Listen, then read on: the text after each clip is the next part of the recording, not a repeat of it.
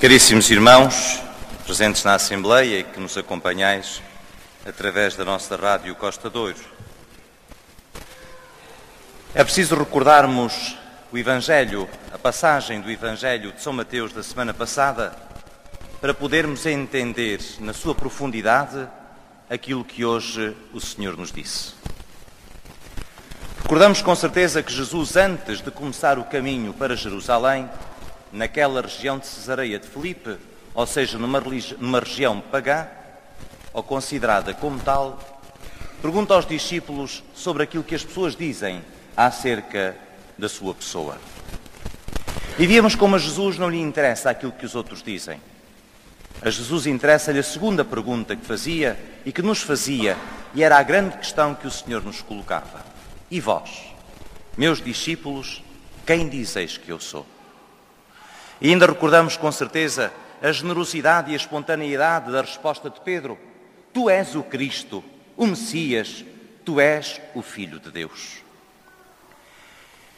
É na sequência deste episódio que podemos entender o que hoje se passa no Evangelho de São Mateus. Jesus não quer os discípulos iludidos. Pedro dá uma resposta academicamente irrepreensível, mas existencialmente ainda muito pobre. Pedro quase que tem o catecismo na ponta da boca, na ponta da língua responde que Jesus é Filho de Deus e é Messias. Que melhor resposta poderia ele dar? Mas Jesus sabe o que está por detrás desta profissão de fé de Pedro. Pedro ainda está muito limitado pela concepção que no seu tempo tinham da missão do Messias. Vão começar agora o caminho para Jerusalém. E Pedro, assim como todos os outros discípulos, pensam que finalmente o Senhor vai chegar à Cidade Santa, pôr-se à frente dos exércitos, expulsar os romanos da terra de Israel e reinar em lugar do grande rei David. É por isso que quando Jesus chega às portas da Cidade Santa, a multidão sai aclamando Hosana, Hosana, ao Filho de David. É esta a concepção que está por detrás da alegria daquela multidão e da profissão de fé de Pedro.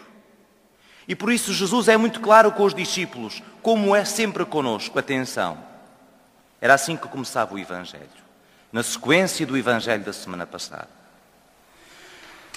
O Filho do Homem vai a Jerusalém, não é para ser rei, segundo os critérios deste mundo. Vai sofrer muito da parte dos anciãos, dos príncipes, dos sacerdotes e dos escribas, que tinha de ser morto e ressuscitar ao terceiro dia. Jesus é muito claro com os discípulos sobre para que vai subir à Cidade Santa.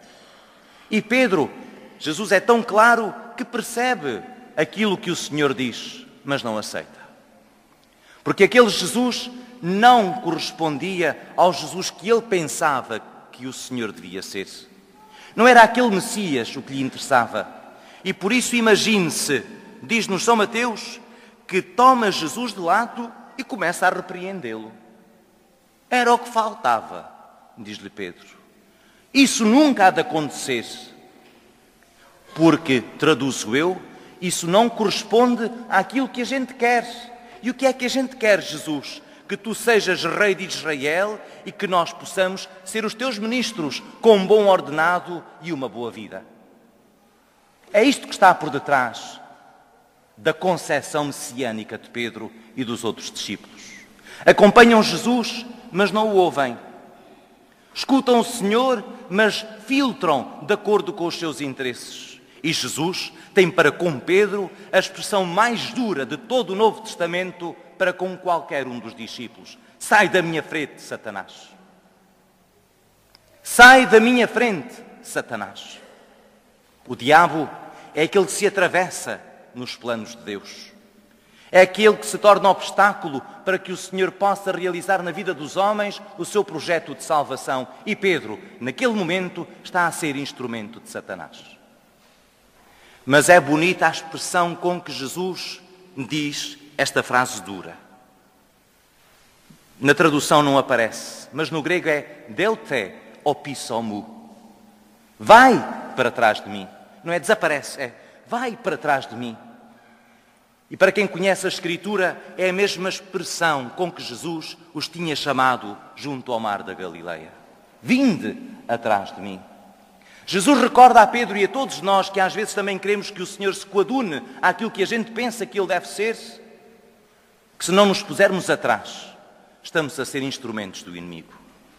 O lugar do discípulo é atrás do mestre. Não é ao lado, não é à frente, mas é percorrendo os mesmos caminhos, pisando as mesmas pelgadas, indo em todas as circunstâncias atrás daquele que nos abre o caminho. Pôr-se atrás de Jesus, por outras palavras, é guardar no coração os mesmos sentimentos que estavam no seu. É aprender com Ele a usar as mesmas palavras de misericórdia e de bondade que Ele usava. É aprender com Ele a transformar o coração para que os nossos desejos, a nossa vontade, os nossos projetos sejam sinais da presença de Deus. Oh, caríssimos irmãos e amigos, como nós nos revemos na figura de Pedro. Como nós tantas vezes também dizemos ao Senhor, Deus te livre de tal, não me interessa essa conversa. Ó Senhor, escuta aquilo que eu tenho para te dizer, porque eu sou mais inteligente que tu. Ouve a minha vontade e procura tu coadunar-te comigo. E como Jesus nos diz no silêncio, quando nós nos colocamos assim, vai-te da minha frente, Satanás. Porque não tens em vista o projeto de Deus, mas os interesses dos homens. Os teus interesses. Porque não pensas segundo o coração do Senhor, mas segundo os critérios deste mundo. Vai-te. Ou melhor, põe-te atrás de mim. Por isso São Paulo nos dizia na segunda leitura, peço-vos, irmãos, de todo o coração, não vos conformeis com este mundo. Conformar-se é tomar a forma de.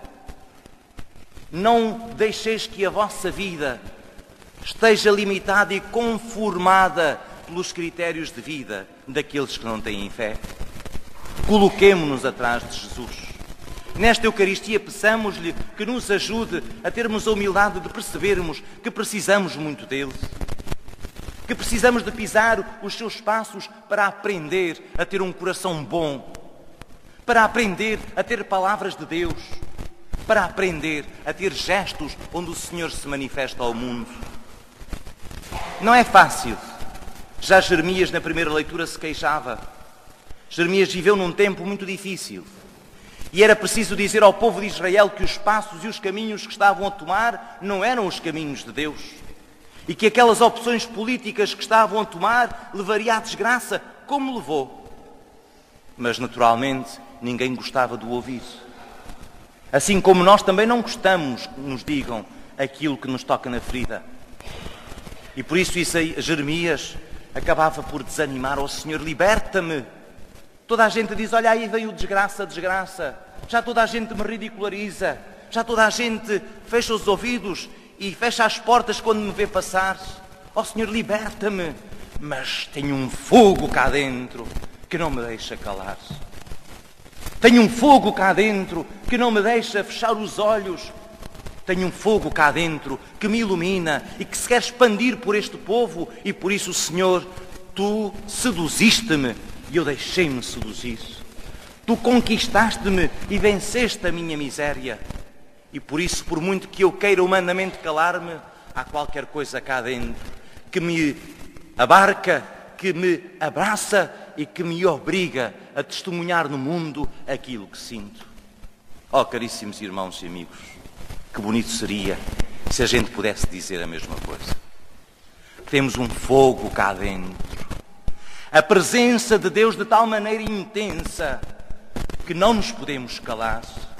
Não é para dar lições de moral aos outros. Não somos juízes de ninguém. Mas não nos podemos calar daquele que um dia descobrimos como o iluminador e o Senhor da nossa vida e da nossa história.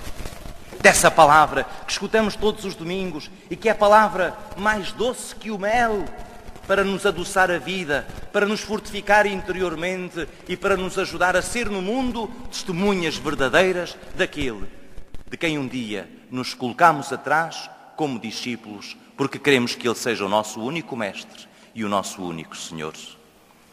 Peçamos ao Senhor nesta Eucaristia que nos ajude a nunca sermos instrumentos do inimigo, a nunca permitirmos que alguém nos atravesse nos planos de Deus, mas a colocarmos-nos humildemente atrás daquilo que vai à nossa frente, iluminando o nosso caminho e dizendo-nos: não temas, porque eu estou contigo. É Ele a honra e a glória pelos séculos dos séculos.